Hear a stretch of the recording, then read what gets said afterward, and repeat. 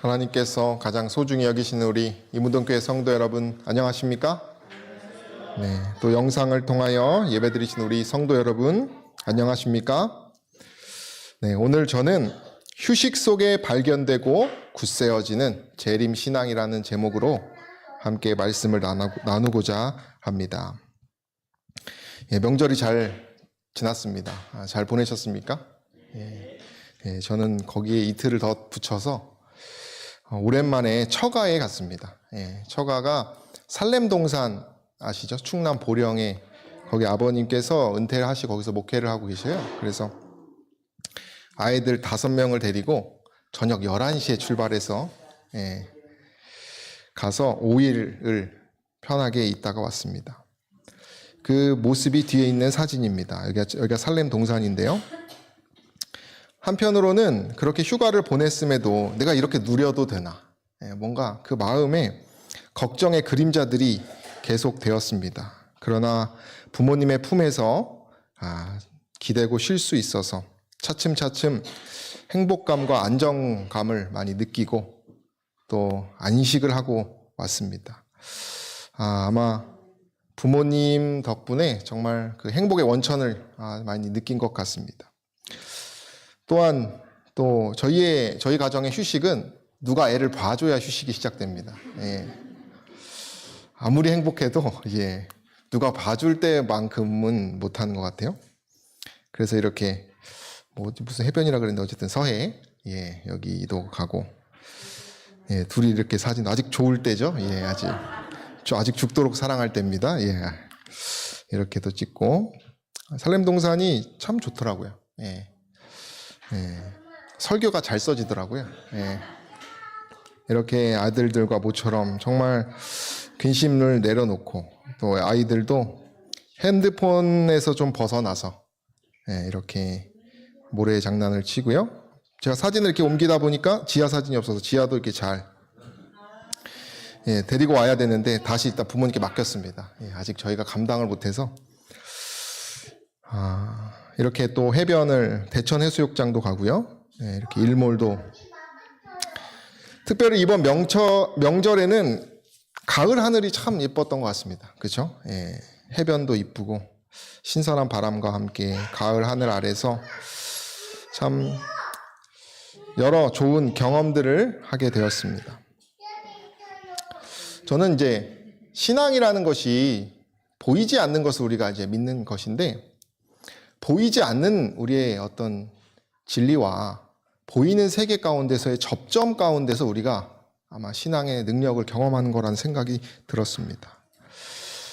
우리는 다 한 편의 드라마를 쓰고 있는데요. 주인공은 우리고 현실은 어쩌면 저희가 보이지 않는 어떤 그 믿음 가운데 괴리, 그죠? 우리가 생각하는 이상과의 괴리, 또 나의 어떤 비전과의 또 믿음의 이상과의 괴리 속에서 계속 성찰하면서 거기서 나의 자리를 잡아가는 그런 것이 신앙이라는 생각이 들었습니다.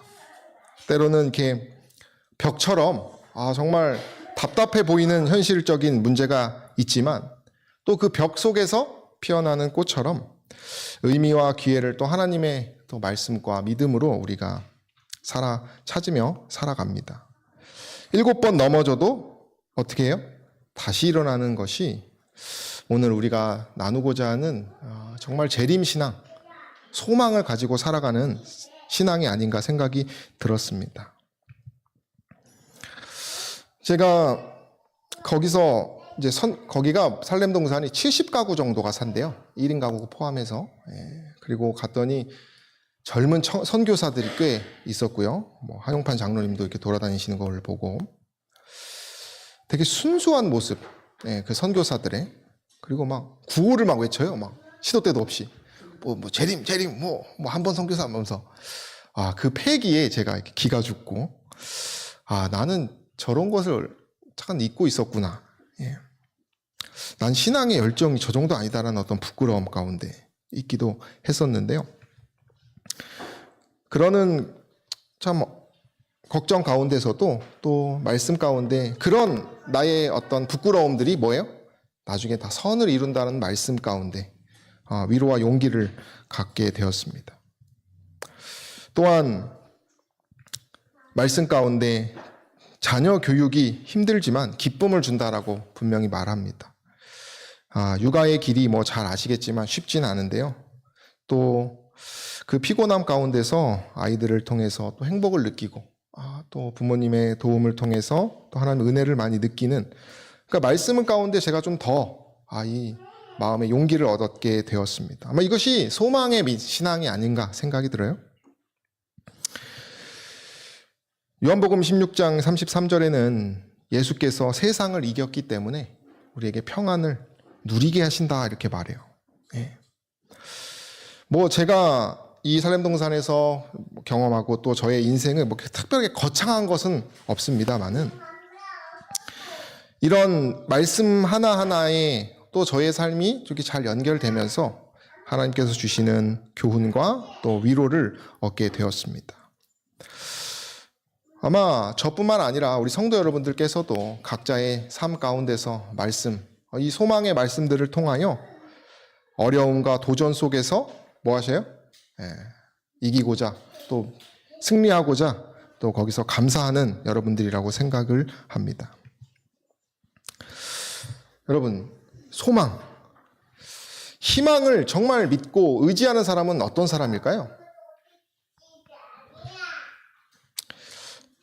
많은 것이 있겠지만 정말 이 소망, 보이지 않는 것에 대한 소망을 가지고 희망을 가지고 그것을 강렬하게 느끼고 그것을 믿는 사람은 아마 희망이 보이지 않는 곳에서 어려움 가운데서 있는 사람이라고 생각합니다. 역설적으로 희망이 없는 사람이 그 희망을 갈망할 것이라고 생각합니다. 그런 사람들은 이런 소망, 정말 희망 없이는 삶의 의미를 찾기 힘들다고 느낄 만큼의 어려운 현실 가운데 있기 때문에 오히려 역경, 어려움 가운데서 자신의 믿음과 소망을 더욱 단단하게 다지는 그런 신앙. 특별히 성경이 말하는 소망, 이 희망은요, 세상에서 불완전한, 그럴 것도 같고 안 그럴 것도 같은 그런 불확실한 희망이 아니라 닷과 같이 분명한 확신을 가지고 있는 그런 소망이라고 말합니다. 그것을 통해서 자기 자신을 잃지 않고 정말 확신 가운데서 믿음 가운데서 실망과 좌절 속에서도 그 역경 가운데서도 뭐 하는 사람이에요? 감사할 수 있는, 그래서 더 희귀하고 가치 있는 신앙을 하는 사람들이 아마 재림 신앙을 하려고 하는 우리들의 모습이라고 생각합니다. 하지만 이런 재림 신앙을 가진 사람들은 많지는 않은 것 같아요. 그죠? 그래서 더 가치 있는 신앙이 아닌가 생각을 해봅니다. 오늘 본문, 우리가 잘 아는 본문이죠. 너희는 마음에 근심하지 말라. 내 아버지 집에 거할 곳이 많도다. 그래서 예수께서 우리를 위하여 처소를 예비하러 가시고 예비하셔서 어떻게 하셔요? 다시 온다는 약속이죠. 이 재림에 대한 약속이 필요한 사람은 여기 1절에 있는 것처럼 마음에 근심하는 사람이 이 재림의 신앙을 바라게 되어 있습니다. 근심이 없는 사람은 이런 소망도 필요가 없어요. 특별히 제가 그 살렘 동산에서 선교사들 또 교회의 본당도 한번 들어가 봤어요. 리모델링을 한 것 같은데 그 재림, 그것에 대한 어떤 분명한 문구가 써 있더라고요. 또 장인어른 그 서재에 가보니까 이렇게 벽에 뭐가 있어요? 예수께서 오시는 그 재림의 사진이 붙어있는 모습을 제가 보게 되었습니다. 환경이 그래서인지 모르겠지만 더욱더 그 순수한 신앙을 믿고 준비되어 깨어 노력하려고 하는 모습을 보게 되었습니다. 제가 설교를 준비하면서 신계호 목사님이 90년도에 하신 설교 영상을 보게 되었어요. 수많은 어르신들과 지금 보니까 27년 전 영상인데 좀 촌스러운 옷을 입고 있는 우리 성도들이었지만 아마 거기 계신 성도님들 우리 성도님들이시죠? 그죠? 정말 뜨겁게 말씀에 귀 기울이는 그런 모습을 제가 보게 되었습니다. 깨어 준비하려고 하는 성도들의 모습이었습니다. 처음 마음가짐을 유지하는 사람은 굉장히 드물다고 합니다. 예. 그죠? 그때의 그 시절의 신앙을 지금도 유지하기 위하여 애쓰는 많은 우리 성도님들이 계시리라고 생각합니다. 그러나 세상은 희망이 없습니다. 예, 희망이 없는 시대입니다. 희망은 제가 말하는 여기서 말하는 희망은 닷과 같이 분명한 확신을 주는 희망입니다. 고향에 대한 정말 부모의 품에서의 느끼는 그 안녕처럼 그런 희망입니다. 그러나 오늘날 시대는 어떻습니까? 격변의 시대라고 합니다. 희망의 시대가 아니라 격변의, 변화의 시대도 아니고 격변의 시대라고 합니다. 그래서 적응해야 하고 불확실하면서 안정적이지가 않은 시대가 오늘날 시대입니다. 미래에 대해서 걱정해야 되는 우리의 삶입니다. 기술적인 변화, 경제의 불안정, 경제의 불균등, 일자리 문제, 사회, 개인 간의 갈등, 기후 문제, 재림의 징조라 불리우는 수많은 어떤 종교적 문제부터 수많은 두려운 일들, 그런 정말 일들로 인해서 희망이 없는 시대가 오늘날의 시대입니다. 그럼에도 밥 벌어먹고 살아야 하는 것이 우리의 삶입니다. 그런 가운데서 죄 많은 신앙에서, 죄 많은 세상에서 말이죠. 저는 오늘 여러분들과 왜 우리가 재림신앙에서 멀어질까를 한번 생각해 보면 좋겠어요. 첫 번째는 분주함 때문입니다. 예. 누가복음 10장 38절에 보면 마리아와 마르다 이야기가 있습니다. 잘 아시죠? 예. 예수님께서 오신다는 방문으로 인해서 아주 분주해집니다. 그러나 마르다는 음식 준비와 다른 집안일로 인해서 뭐예요? 아주 바쁘게 예수님을 모시려고 준비하죠. 그러는 동안 그녀의 여동생 마리아는 어떻게 합니까? 예수님의 발밑에서 그분의 말씀을 듣고 있습니다. 마르다와 같은 마음처럼 세상에는 지금 오늘날 우리들의 시대는 너무나 할 게 많은 것 같아요. 백수도 뭐 한다 그래요? 과로사 한다고 하죠. 남들 하는 거 다 해야 됩니다. 예. 한국은 더 그런 것 같아요. 예. 남들 하는 교육도 다 시켜줘야 되고요. 신앙도 신앙 나름대로 다 해야 되고. 안 하면 뭐예요? 견딜 수가 없습니다. 경쟁 사회이기 때문에 내가 먼저 일어나고 내가 먼저 더 분주하고 성실하게 그렇게 살아가죠. 예수님께서 그때도 비슷했던 것 같아요. 예수님께서 비유를 드셨어요. 한 부자에 대한 비유를 드셨습니다. 우리가 잘 알죠? 네. 곡식을 쌓아놓을 곳이 없는 한 부자가 내가 곡간을 헐고 더 크게 지어가지고 뭐예요? 내가 모은 그 곡식들을 다시 더 쌓아놓으리라, 이런 원대한 포부를 가지고 있는 부자 이야기를 하시면서 그 부자가 쌓아놓은 그 곡식과 불을 보면서 평안할 것을 기대하는 그 부자에 대한 이야기를 하시면서 어리석은 자라고 이렇게 말합니다. 왜 어리석어요? 그가 죽으면 다 소용이 없다는 것이죠.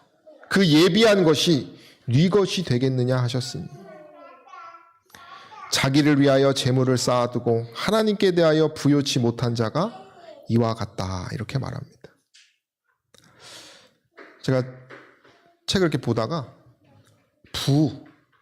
부의 반대말이 무엇인지 아십니까? 보혈이라고 합니다. 보혈. 우리가 부만 쫓으면 죽음이 있는 것이고 보혈을 쫓으면 뭐가 있는 것입니까?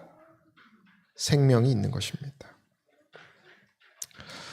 여기서 말하는 누가복음 12장의 비유는 물질적인 성공을 추구하는 것이 영원한 삶의 관점에서 얼마나 허무한지를 우리에게 알려주는 것입니다.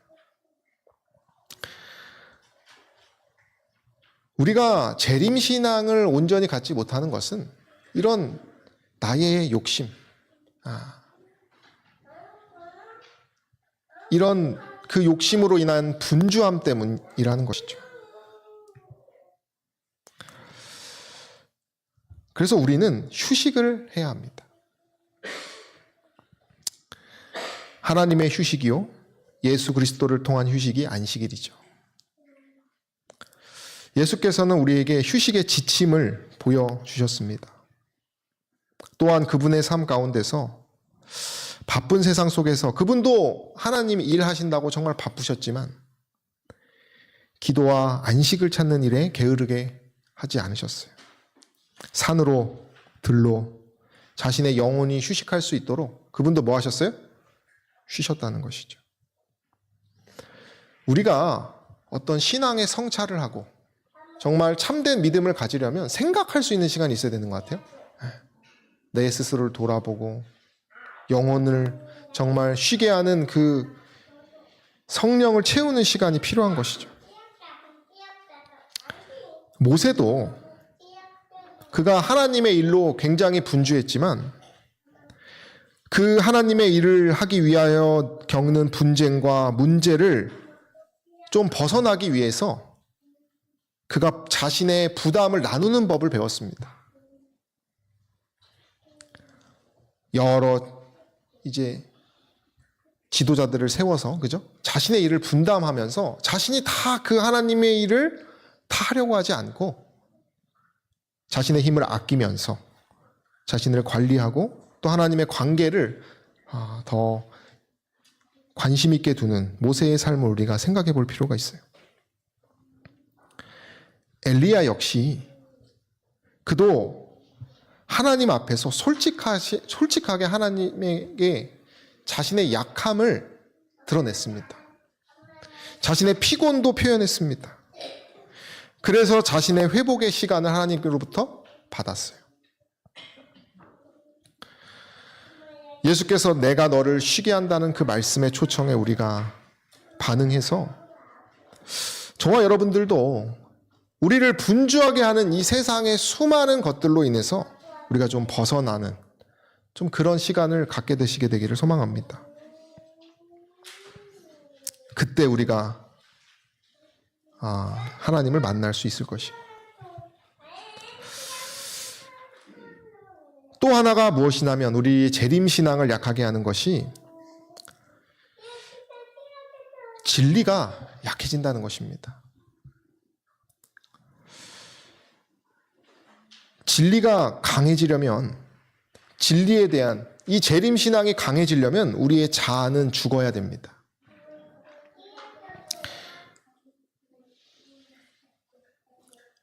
아브라함이 믿음을 얻기 위해서 그의 육신은 약해졌어야 합니다. 그가 육신적으로 완전히 아들을 낳을 가능성이 없을 때 누구를 낳았어요? 자식을 낳았습니다. 우리가 왜 이 재림신앙이 약해지는가? 그것은 그 분주함을 만드는 나의 자아, 내가 생각하고 있는 나의 꿈, 나의 이상이, 나를 위한 영광이 하나님에 대한 영광보다 뭐하기 때문이에요? 더 높기 때문입니다. 믿음의 의라고 하는 것은 나의 영광을 티끌 속에 묻어버리는 것인데 그것이 아니라 나를 자랑하는 어떤 그러한 모습 때문에 재림의 신앙, 그 진리가 약해진다는 것이에요. 이 그림처럼 우리의 영혼이 메마른 것입니다. 나를 너무 높이다 보니까.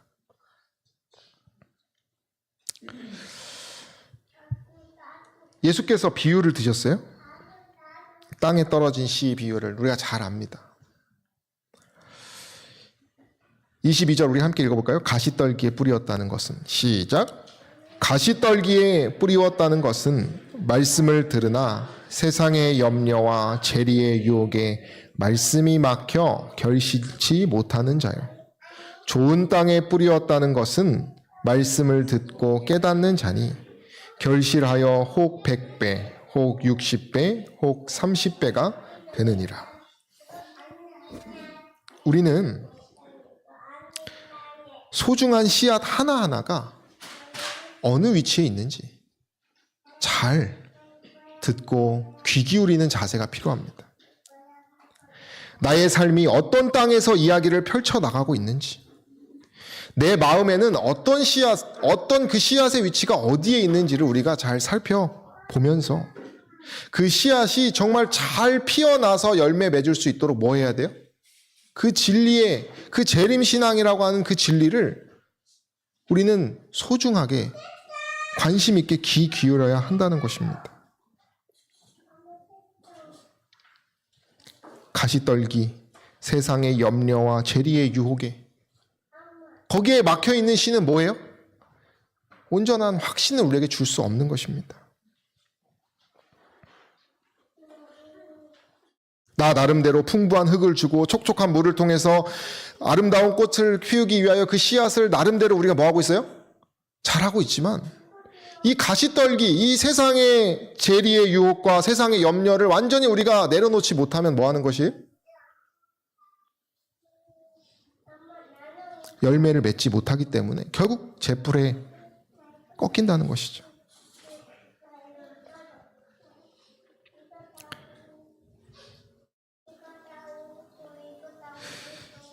우리가 왜 재리의 유혹에 넘어질까요? 나를 드러내는 것이기 때문이 그래요. 저도 믿지 않는 친구들이 있는데 좀 자수성가한 친구는 좋은 시계와 좋은 차와 좋은 옷을 입고 저를 만납니다. 제가 그래서 너는 왜 이렇게 꼴값을 떠냐? 제가 그랬어요. 너 너무 네가 멋있는 척한다. 그럼 콧방귀도 안 낍니다. 외제차를 타고 남자들끼리 만나는데 좋은 옷을 입고 나와요. 그럼 제가 야 나도 한번 차보자. 이거 비싼 거잖아. 그러면서 제가 이렇게 저한테 그래요. 너는 내가 이런 걸 가지고 오면 칭찬만 해. 자기를 위한 보상이라고 합니다. 자기는 돈 많이 안 쓴대요. 제가 봤을 때는 많이 쓰는 것 같은데. 성경에는 두 왕이 있습니다. 솔로몬. 외국의 여왕들과 결혼하고요. 자신의 왕국과 부를 늘리기 위해 하나님의 법을 어기는 과도한 부와 권력. 그로 인해서 뭐 했어요? 그의 신앙은 약해졌습니다.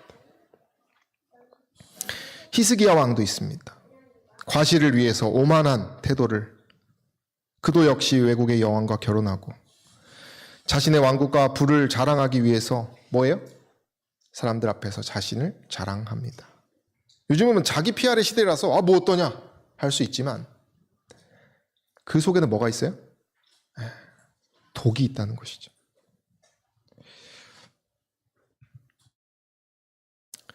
성경은 오늘날 자기를 자랑하지 않고서는 생존할 수 없다는 세상을 향하여 이렇게 이야기합니다.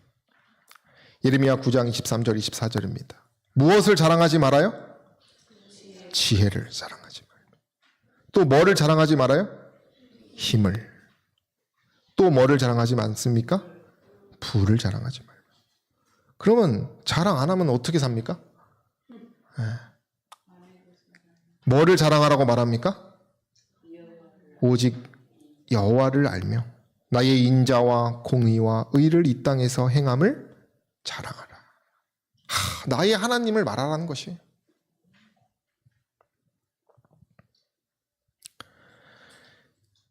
지금 예레미야의 말씀은 지혜, 힘, 부를 자랑하는 것이 아니라 하나님의 성품을 자랑하고 하나님의 그 인도하심을 자랑하라고 우리에게 말한다는 것이에요.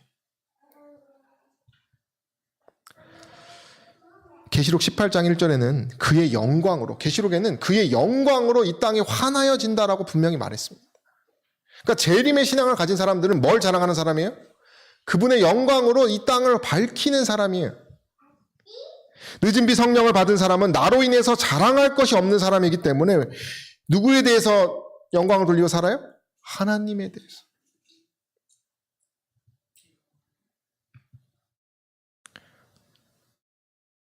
제가 영감의 글을 보니까 고난을 당할 때 영광의 영이 나타난다는 것입니다. 우리는 영광의 영을 가져서 뭘 해야 돼요? 영광을 돌려야 되는 것이에요.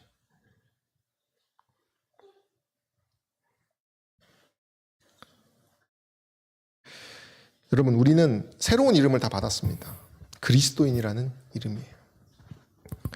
근데 이름 자체가요, 영광이라고 합니다. 왜냐하면 야곱이 새 이름 이스라엘로 바뀌었을 때 그것이 영광이었거든요. 그러나 때때로 이 그리스도인이라고 하는 이름이 조롱스러운 이름으로 성경에는 등장할 때도 있습니다. 그러나 때로는 영예롭고 아주 자랑스러운 이름으로 사도행전에는 드러날 때가 있어요.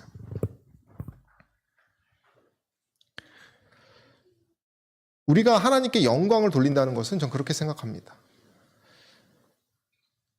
그리스도인다운 삶을 사는 것이 단순한 것입니다.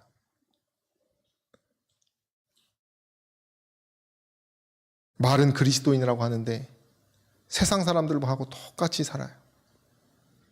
그것이 아니라 그리스도인답게 사는 것입니다. 나에게서 그리스도인의 향기가 나는 것이에요.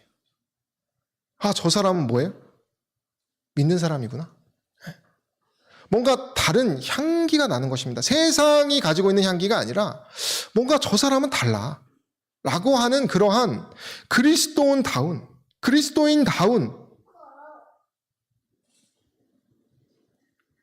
아, 저 사람은 이런 거예요. 야, 저 사람은 내가 함부로 못하겠다. 왜요? 저 사람 잘못 건드렸다가 뭐 할 것 같아요? 저주받을 것 같아. 양심이 찔리는 것입니다. 내가 저 사람을 해코지하는 사람도 몇 번 해코지하다가 나중에 뭐예요? 야, 저 사람은 내가 건들 수가 없어 이제. 왜? 그리스도인의 향기. 뭔가 강력한 향기가 나는 사람이기 때문에.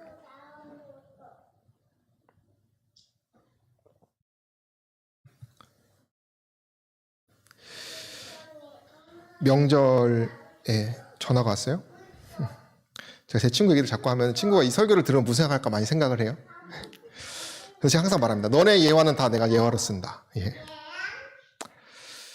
명절 첫날에 부부싸움에서 혼자 집에 왔대요. 예. 믿지 않는 친구인데 명절 첫날에 6시간 걸려서 내려갔다가 싸워가지고 혼자 올라오고 그 다음날 와이프가 올라와서 부모님이 얼마나 민망했을까. 뭐 여러 번 설득하고 뭐 저도 나름대로 하는데 뭐 근데 그래요. 제가 하나 느낀 게 자기도 지금 장인어른께 죄송하다 문자를 보내고 와이프한테 미안하다고 먼저 하고 다 안 돼요. 자기도 다 알지만 못하겠대요. 저한테 딱 이런 표현을 썼습니다.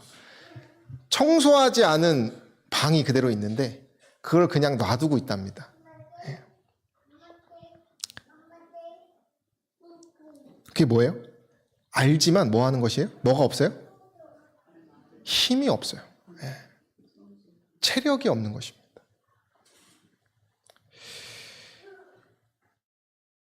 우리의 힘으로는요, 그러한 문제를 해결할 수 없습니다.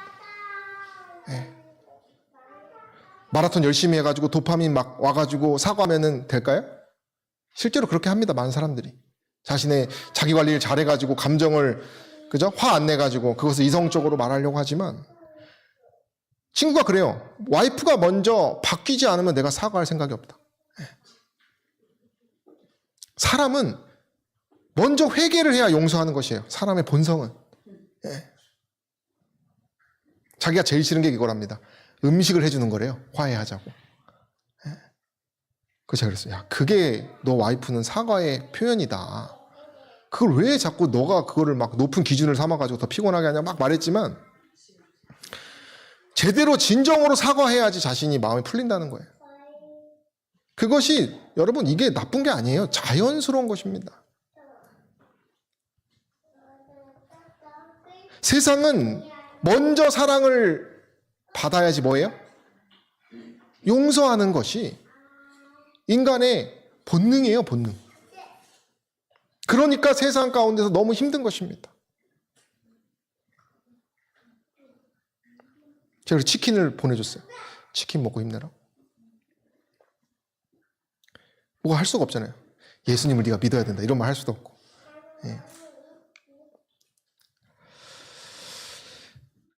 성경은 체력이 없는 우리들에게 하는 말씀이 있어요. 외부로부터 희망이 나타난다는 것입니다. 모든 사람에게 구원, 그 생명을 주시는 하나님의 은혜가 어떻게 해요? 나타나요. 그 복스러운 소망이 나타납니다. 그 영광이 나타나서 우리가 할 수 없는 그것을 뭐하게 하는 것이에요? 할 수 있게 하는 힘을 준다는 것이에요. 여러분, 여기서 소망은 디크마인데 줄을 가지고 바깥에서 끌어들이는 것을 말하는 것이에요.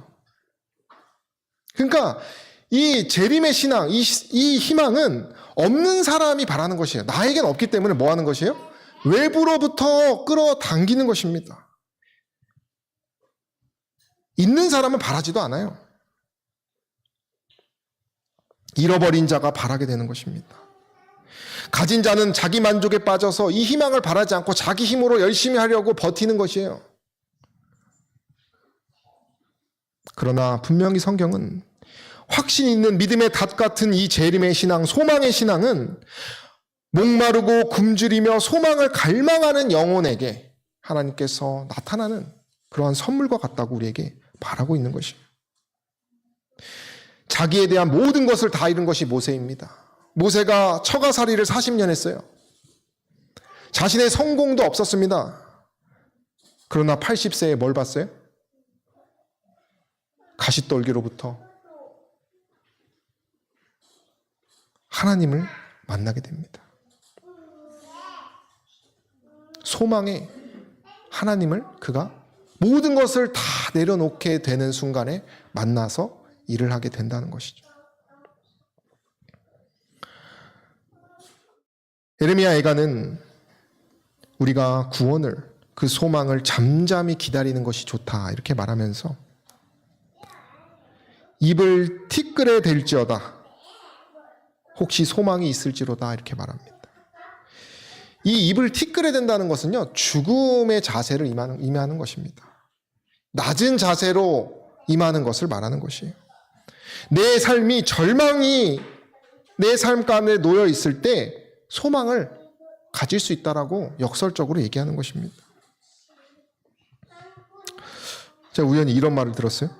망해야 뭐예요? 정신을 차린다. 제가 이 재림신학을 지난 화요일에 이렇게 살펴보게 되었는데요. 역사를. 사도시대 예수님께서 승천하신 이후에는 이 재림의 신앙이 아주 뜨거웠습니다. 그러나 점점 변질되고 약해져요. 근데 이 재림신앙이 언제 또 뜨거워졌냐면 로마에게서 핍박받을 때, 그때 이 재림의 신앙이 뜨거웠어요. 그러나 나중에는 휴거, 불멸설, 불멸설이 뭐예요? 죽으면 바로 천국 가는 것입니다. 그런 이설이 퍼졌기 때문에 이 재림이 필요 없어요. 예수님 어차피 천국에 있는데 예수님 재림하실 필요가 뭐가 있어요? 그러니까 그런 여러 일들이 또 안일해지고 부유해질 때 신앙이 약해졌는데, 신앙이 뜨거울 때는 핍박받았던 때였다는 것이죠. 망했을 때요, 망했을 때. 고통 중에 있을 때. 그래서 이 소망의 신앙이라고 하는 것은 고통 속에서 가장 깊고 찬란하게 빛나는 것입니다. 저는 이번 설교를 준비하면서 기도라고 하는 것이 내가 죽는 것이라는 생각을 했어요. 그러니까 내가 기도한다라고 하는 것은 내가 뭐 하는 것이에요? 죽으러 가려고 하는 거예요. 그래서 기도하기가 싫은가 봐요. 나 오늘 또 죽으러 가야 되는데 뭐예요? 죽기가 싫어요.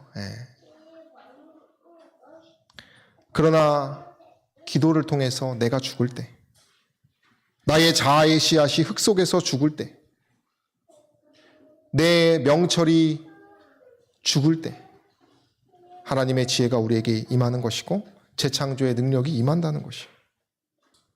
새로운 생명으로 다시 부활하는 것처럼 우리가 예수 그리스도를 향하여 무릎을 꿇을 때, 내가 오늘 하루도 뭐 해야겠다? 다시 또 죽어야겠구나라는 생각을 할 때 비로소 우리의 재림의 신앙, 그 소망이 힘을 얻는다는 것이.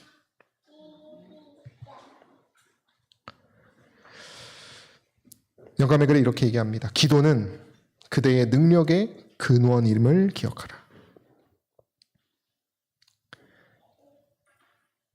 성급한 기도. 성급한 기도가 뭐라 그래요? 기도하고 다시 내 염려를 또 위해서 또 살아가는 것입니다.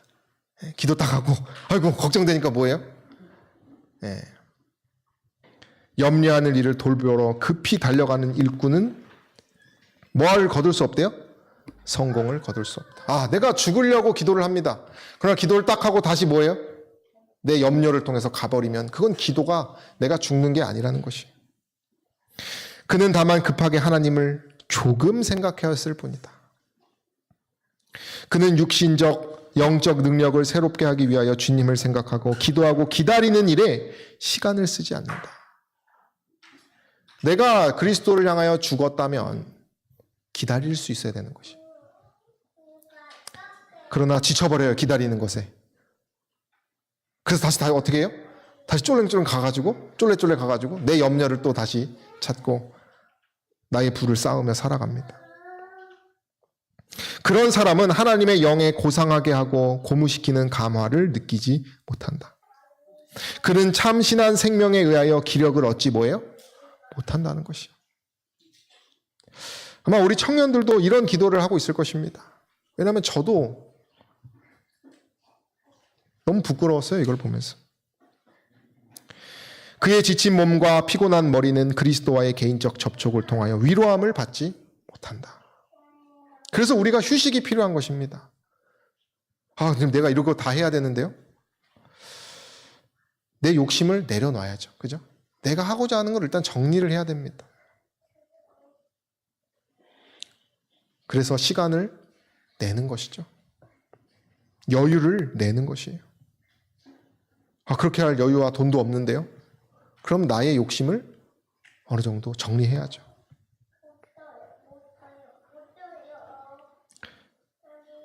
우연히 명절에 제 군대 후임이 제 구도자 한 명이 연락이 왔어요. 형 잘 지내? 이렇게 하면서 이렇게 얘기하는데, 공항에서 일하는 친구인데, 형 4명 어떻게 키우냐? 막 이래요. 애 한 명인데, 나 한 명도 벅찬데. 그래서 형은 그 월급으로 애 키울 수 있어? 막 이러면서 저한테 말해요. 그래서 제가 이렇게 이런저런 얘기하니까, 근데 뭐 우리가 옷 사는 거나 이런 거는 포기하고 산다. 뭐 그런 거까지 하면 다 못한다. 그랬더니, 그건 좀 안타깝네. 막 그래요. 근데 뭐 그거 별로 이렇게 관심이 많이 없다. 이렇게 얘기를 했어요. 내가 남들 하는 것까지 다 하면서 신앙을 한다면 우리는 신앙의 확신을 가질 수 없습니다.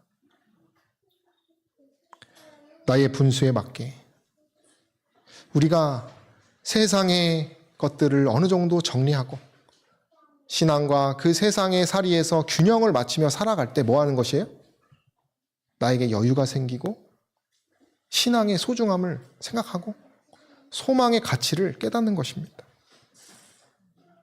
남들 사는 거 다 집 사고 남들 사는 거 옷 다 입고 남들 하는 문화생활 다 하면서 신앙을 하려고 하니까 뭐 하는 것이에요? 헌금 낼 돈이 없고 헌신할 마음이 없고 여유가 없는 것이에요.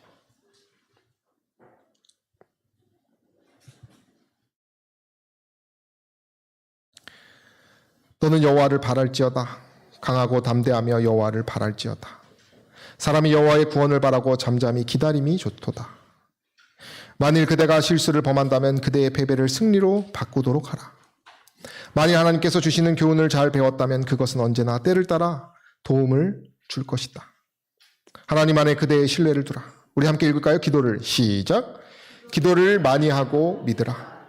무한한 능력을 가지신 분의 손을 신뢰하고 바라며 믿고 굳게 잡으며 그대는 정복자 이상이 될 것이다. 기도하다는 말과 깨어있다는 말은 같은 동족 언어라고 합니다. 재림을 기다리는 사람들은 깨어있어야 하는데 그런 사람은 뭐 하는 사람이에요? 참으로 기도하는 사람이라는 것을 기억하는 저와 여러분 되시기를 간절히 소망합니다. 우리 하나님, 우리 시편 23편에 보면 재미있는 것이 있어요. 이게 듀칸 박사님이 했던 영감적인 해석인데 여기 보시면 하나님께서 먼저 인도하십니다. 우리를. 인도한다는 것은 우리 앞에 있는 것이. 하나님 우리 앞에 계셔요. 그리고 또 보면 주께서 나와 함께 한다라고 말합니다. 그건 어디에서 계신 거예요? 또 우리와 함께 계시기도 하시는 것입니다. 그리고 6절에 보면 따르신다 그래요. 그럼 어디 있는 거예요? 우리의 뒤에 계신다는 것이에요. 앞과 또 같이 또 때론 뒤에 계시는 하나님.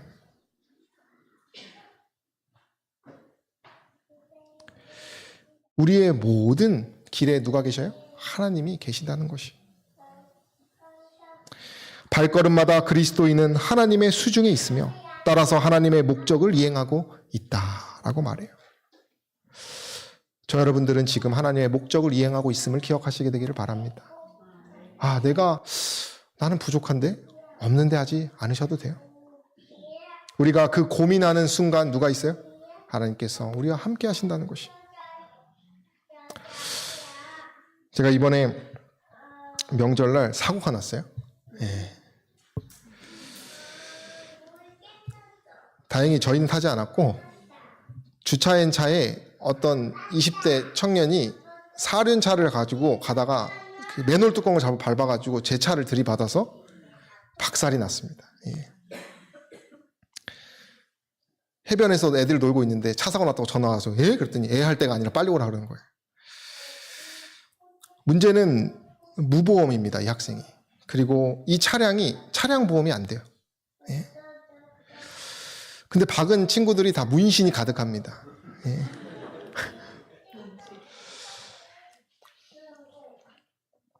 뭐 옆에 있는 분이 돈부터 받아야 된다.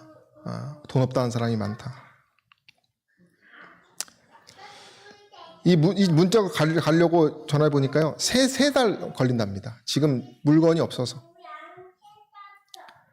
보험이 안 되기 때문에 제가 다 일일이 뭐 해야 돼요? 돈을 다 받아야 하는 상황이에요. 제가 말하려고 많겠지만 사고 낸 친구는 근데 군인이었어요. 군인. 그것도 하나님께 감사하더라고요. 근데 제가 이런 얘기를 지금은 잘 해결이 되고 하여튼 여기서 하나님께서 여유를 주셔서 저는 아마 이 명절에 대해서 다행이었던 것 같아요. 제가 막 일이 너무 복잡하고 머리가 아플 때 이것이 겪었으면은 정말 화가 많이 났었을 것 같은데 하나님께서 여유를 주시고 저도 하나님의 은혜를 많이 느꼈는데요. 제가 더 여유를 가지고 너그럽게 이 사고 낸 청년을 대할 수 있었던 계기가 있는데요. 이 아버지가 연락이 잘 안 돼요. 돈 입금해 주셔야 되는데 그것도 초조하죠. 저는. 근데 20대에 그냥 제 옛날 군인 시절도 생각이 나고 막 그래가지고 어려운 가운데 있다가 전화가 왔어요. 삼촌이라는 거예요. 근데 그 삼촌이 이래요. 제가 지불 보증 다 하겠다.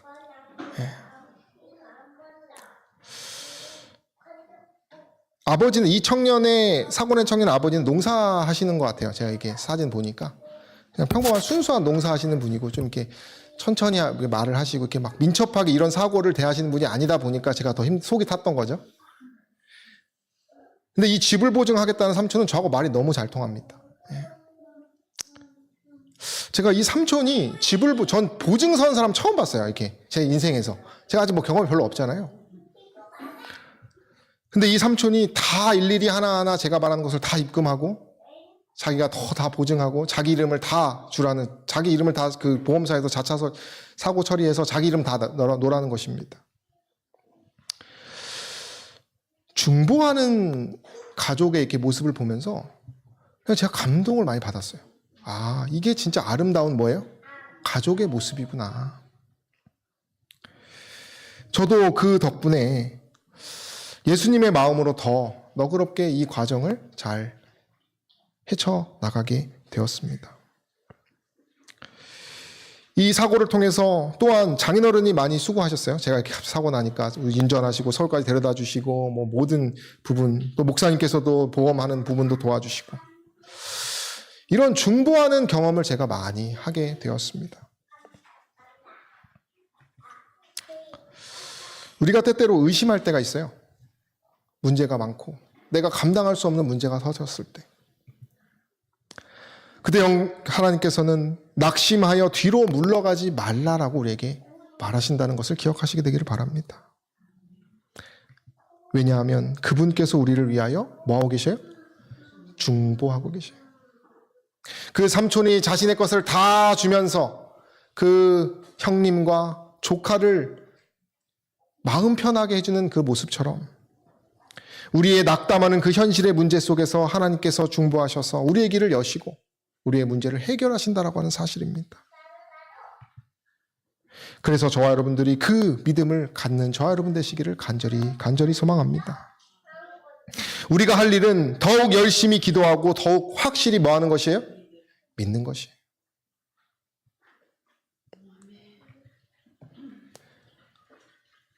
우리 빌립보서 1장 6절을 읽고 우리의 설교를 마치겠습니다. 너희 속에 시작. 너희 속에 착한 일을 시작하신 이가 그리스도 예수의 날까지 이루실 줄을 우리가 확신하노라. 언제나 날마다 어떤 순간에도 항상 확신 가운데 재림의 신앙을 가지시고 유지하셔서 저 여러분들이 항상 승리하는 저 여러분 되기를 간절히 바라며 말씀을 마치겠습니다.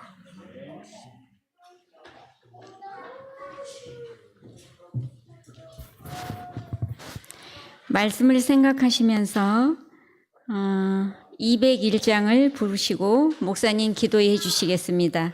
201장입니다.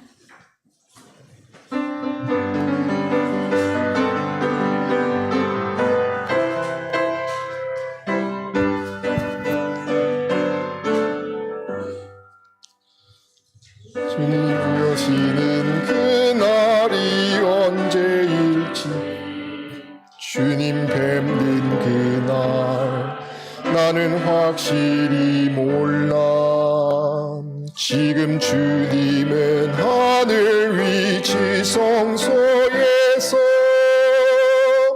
내 죄 위에 중보하네.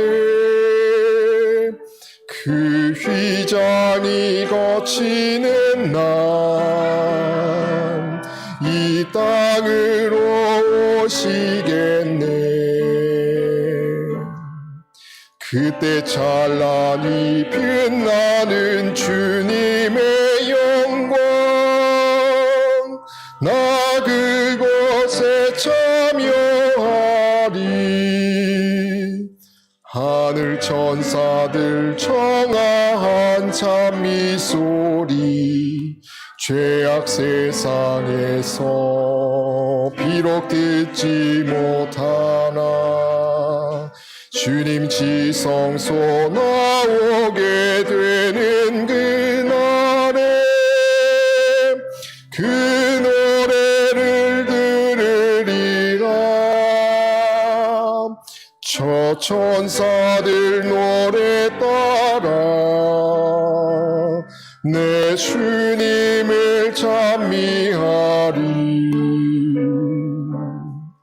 그때 찬란히 빛나는 주님의 영광 나 그곳에 참여하리. 주님 준비한 빛나는 시온 성을 지금 이 땅에서 비록 볼 수 없으나 나의 주님이 이 땅에 오시는 그날 나 시온성 보게 되리. 저 하늘 문 열리는 날 내 주님을 배우리라. 그때 사랑과 평화와 감사의 찬송 온 천지에 가득하리. 사랑이 무궁하셔서 저희에게 안식을 허락하여 주시는 우리들의 아버지 하나님, 오늘 저희가 재림의 신앙, 그 믿음의 닷과 같은 우리에게 확신을 주는 신앙의 방법과 또 그렇게 인도하시는 우리 하나님의 사랑에 대하여 생각하고 나눌 수 있도록 인도해 주시니 감사합니다. 분주함의 덫과 우리 자아의 나를 더 자랑하고자 하는 나의 영광 때문에 우리가 때때로 머리로만 신앙을 하고 있는지 모르겠습니다. 하나님, 저희에게 성령을 부어주셔서 저희가 그리스도인다운 그런 삶, 그런 기도하는 삶을 사는 주님의 자녀들 될 수 있도록 축복하여 주시옵소서. 예수님의 이름으로 간절히 기도드립니다.